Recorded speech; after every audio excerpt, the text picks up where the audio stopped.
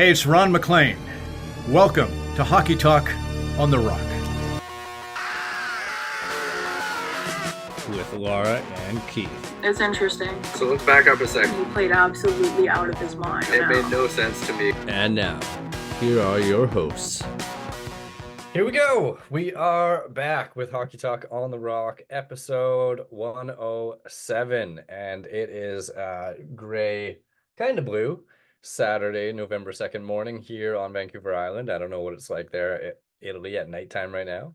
Well, now it's dark. But yeah, we had the time change basically a week earlier. So now it's dark early. Gotcha. But it was actually a very nice day today. It was sunny and not raining, but it was a nice day. Okay. Well, we'll kick it off. As usual, talking Canucks. We're sitting at a record of 4-2-3, which a lot of people around BC feel like the sky is falling. Expectations this year are high. Sure. Through the roof, some might say, but 4-2-3 ain't bad. It's not bad.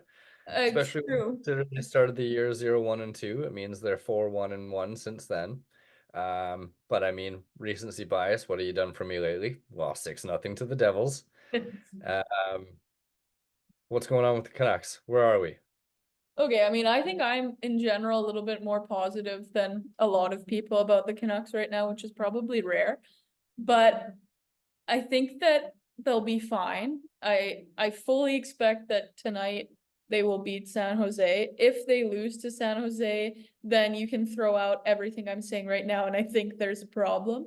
I just think that, the team at the beginning of the season, I don't think that there was any way they were going to be as good as what they finished last season, just given the fact they have a bunch of new pieces mixing into their lineup, and you took out Demko, right? Plus, they're trying a structure change, right? And they're trying the structure change, sorry. And I think that you have seen the structure get better. Again, I didn't watch the New Jersey game, so I can't speak to what happened there. But in general, I think they've gotten better with the structure as this season has gone on.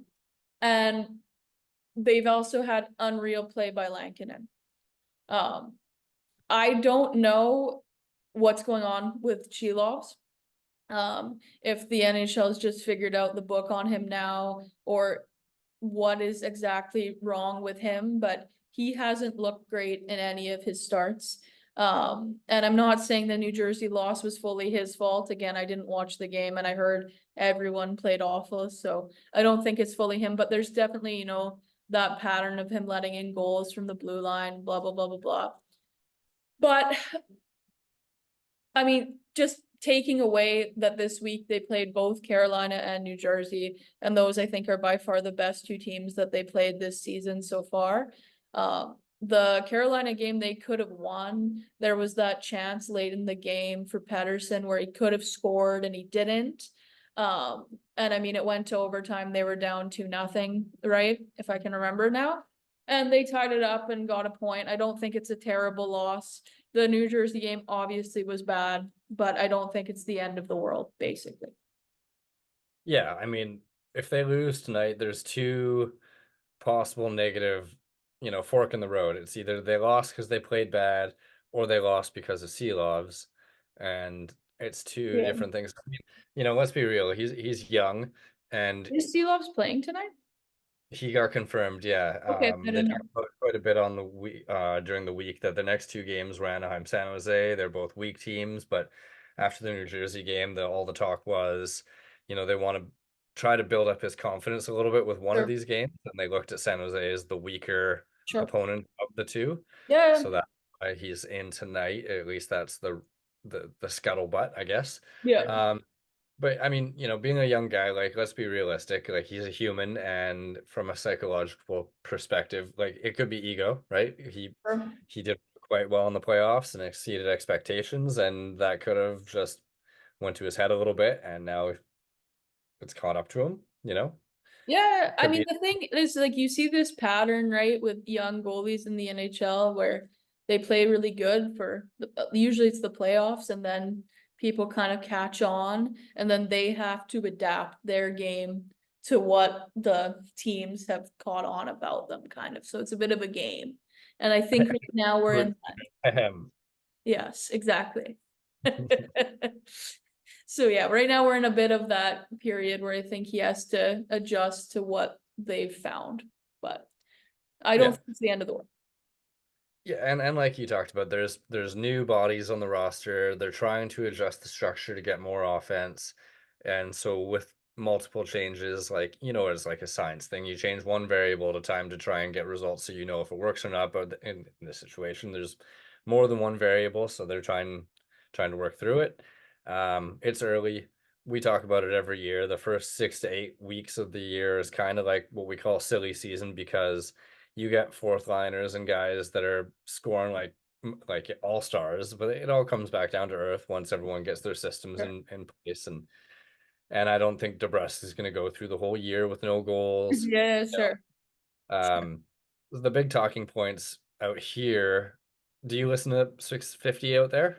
Not normally. I basically just listen to podcasts now, but yeah, I mean, go for it. The big talking points are really like Lankinen's good, DeBrusque needs to step it up. Susie can't be this bad all year. Like compared to last year, he's Sure. not what he was. Myers shouldn't be on the second pair. Sure. What's up Yeah. with Petey? Yeah. The only real comment from the coach about Petey is like, I think one was he's got to move his feet, which great. That's really saying nothing in coach Sure. talk. Sure. And the other one is he's got to, I can't remember if he's got to work harder or he's got to put in the work. And that's a confusing one. Like, what the hell is going on? Like, when he was at his peak a couple of years ago, and he's still young, but it was like this guy is obsessed with hockey. He loves hockey. He's Sure. always Sure. fucking thinking hockey. And if Sure. he's not putting in the work or he's, needs to work harder or whatever it is, what happened? Was it the contract negotiations? Is he not totally happy in Vancouver? Is he still battling an injury? Like, what's Yeah, I mean, the thing is, right, is like the beginning of last season, he was the player that we're talking about, at when he was at his peak. Like it was the first half of the season last year where he was that. It was the second half where he really started to tail off his performance, and then the beginning of this season hasn't been good. Again, I think I'm less pessimistic about Pettersson than a lot of people. I think he's gonna figure it out. I think he's too talented to not figure it out. My fear, well, not my fear. I mean, I think again, as Canucks fans, like every year we have an obsession with trading a player, and it goes through a list of them where we talk nonstop about it because they're not performing to what we expect. I mean, you can think about like Miller and then also Besser when people wanted to trade him, and then he had his really good season last year, and then that tailed off. Garland? Garland, yeah. And now it's gone to Pettersson. Again, like last year, I was convinced he was hurt. For sure, for me, I thought the way he played was similar to how he played when he was injured before and trying to push through it. But I don't know anymore. Now I am more confused if it is more of a mental thing. And he just needs to just, as they say, grip it and rip it, like not think. Just go out there and play, and he's overthinking everything. But we'll see tonight. I mean, again, he's got 2 games in a row against teams where he should be able to put up multi-point nights. I would be happy if they tried again DeBrusque with him. I know that it's like putting 2 players who are slumping together, but you did go off in the offseason to get this player to complement PD, and at least in the preseason, it looked like they had some chemistry. So I think why not try to build it a little bit? I mean, Miller and Besser together are a very strong pair, and I think you could put almost whoever on that wing with them. But yeah, basically I'm saying I don't know. I don't know what's wrong with Pettersson, but I'm not at the point of completely freaking out yet.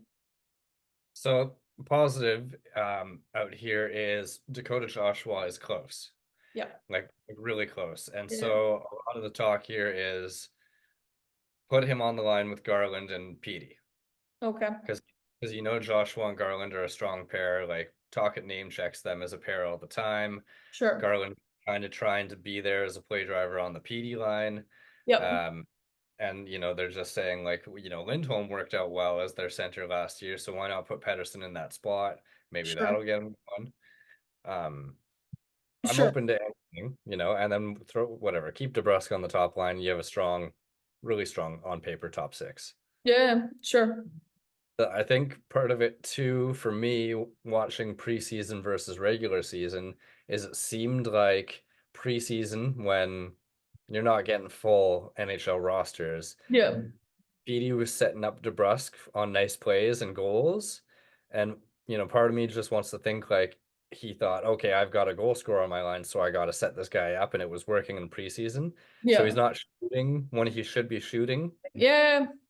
And I mean, the shot thing is why I know, like, I've seen a lot of the speculation that maybe he still has something wrong with his wrist. I don't know. But it would also make some sense if he's passing up shots that is because his wrist isn't 100%. Right. But I don't know. Yeah. It's tough. It's tough Yeah. you don't know what's going on in the guy's head, because you see the one goal he did get this year, Yeah. and it was like, sure, he was wide open, but that, off I the mean, post, and it was a beauty. the other problem with the Canucks, and I mean, it ties into the Pettersson stuff, is the power play, which has been awful to start the season. And again, I think of Pettersson and how he's being used on the power play now. And for me, it doesn't make a ton of sense because he's kind of being played down low on the right side on the wall.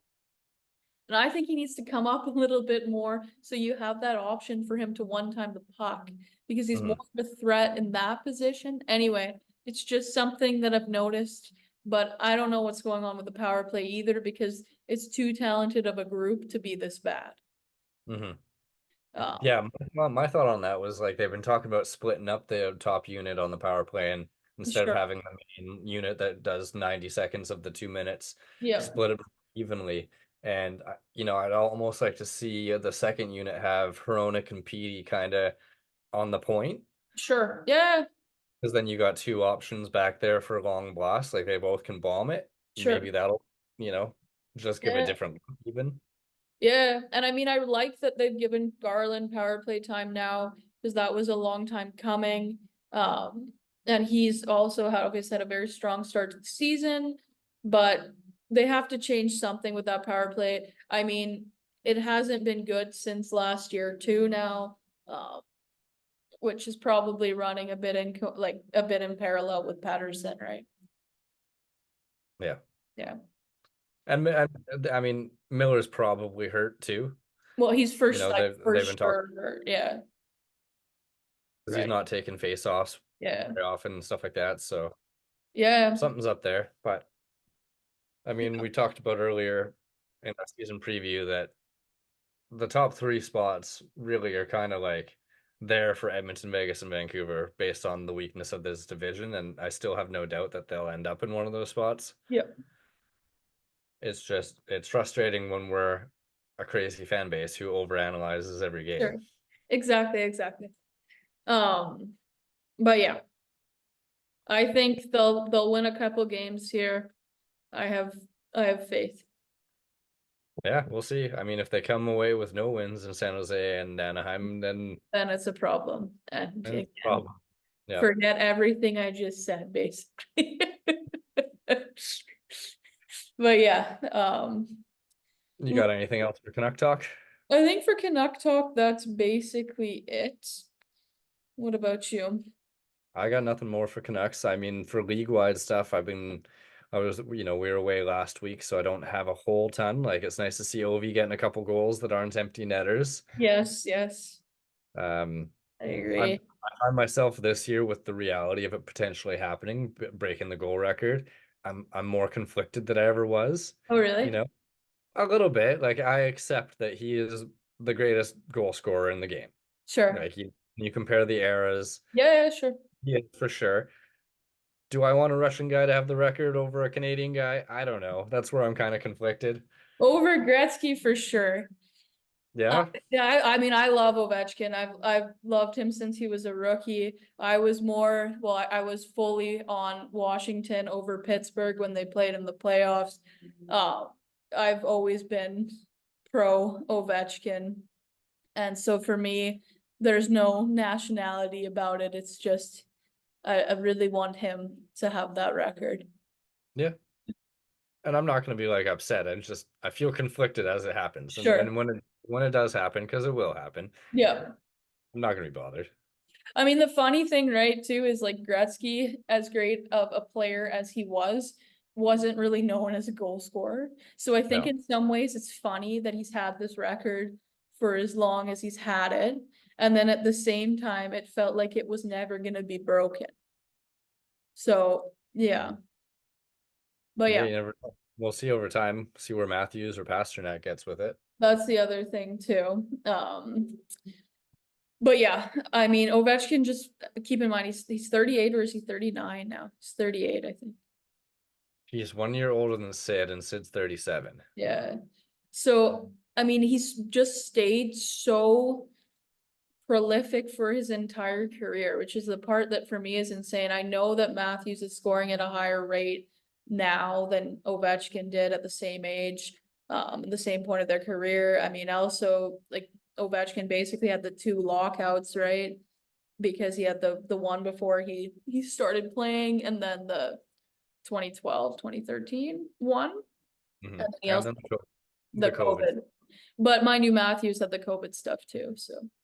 And Gretzky had a lockout. Gretzky did have a lockout as well.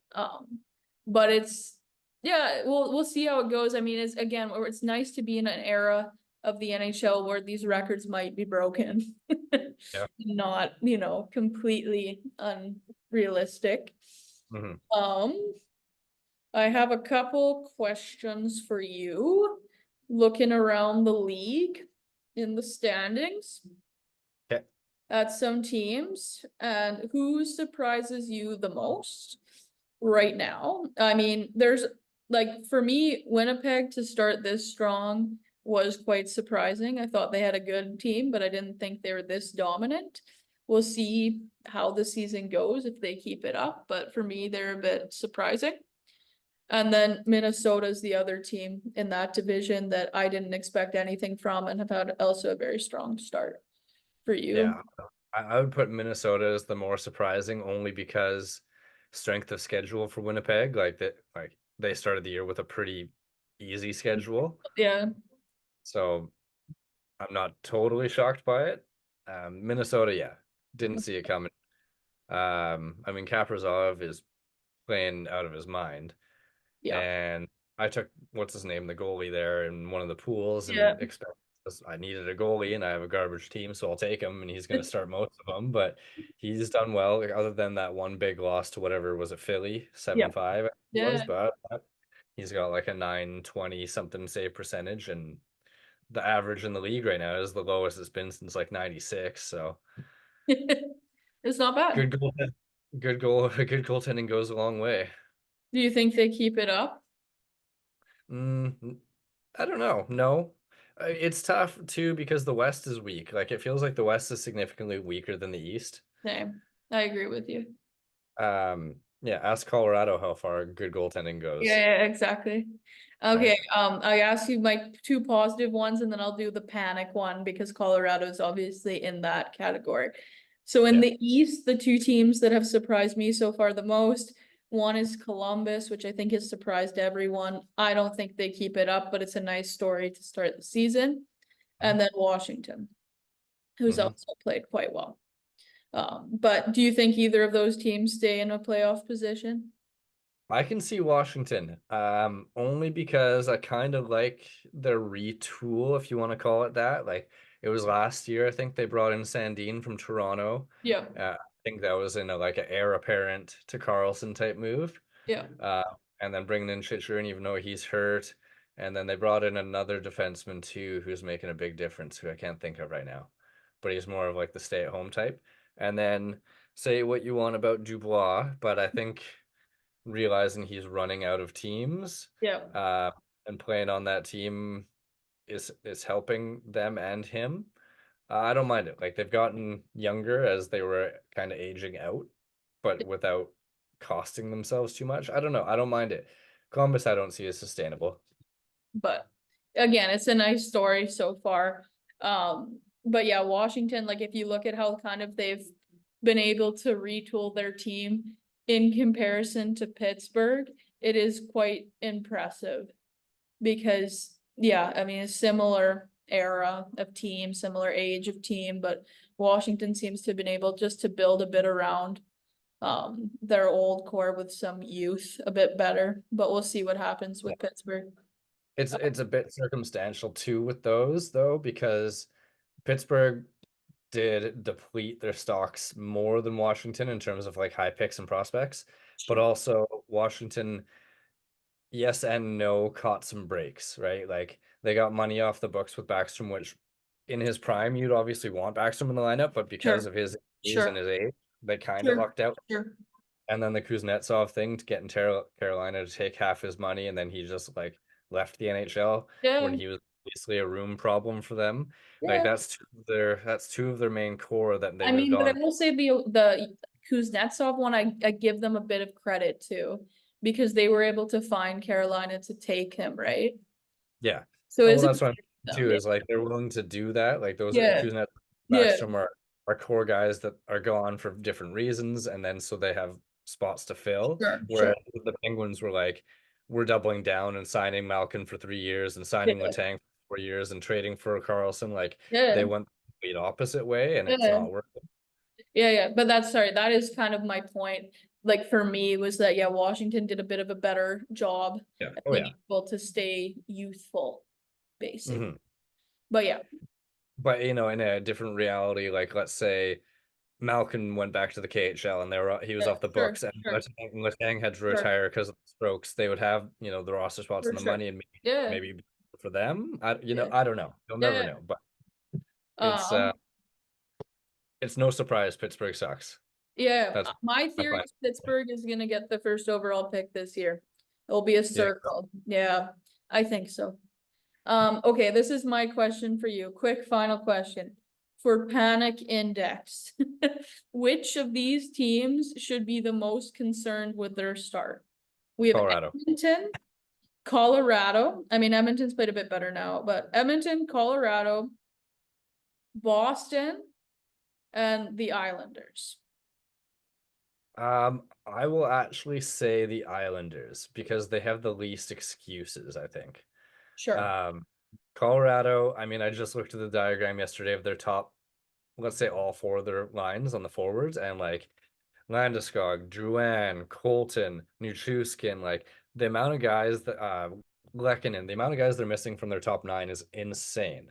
It's insane. Yeah, yeah, for Uh, sure. we can fault Georgiev all we want, or I guess out here they're calling him Fjorgiev because he's always letting in at least 4 goals a game.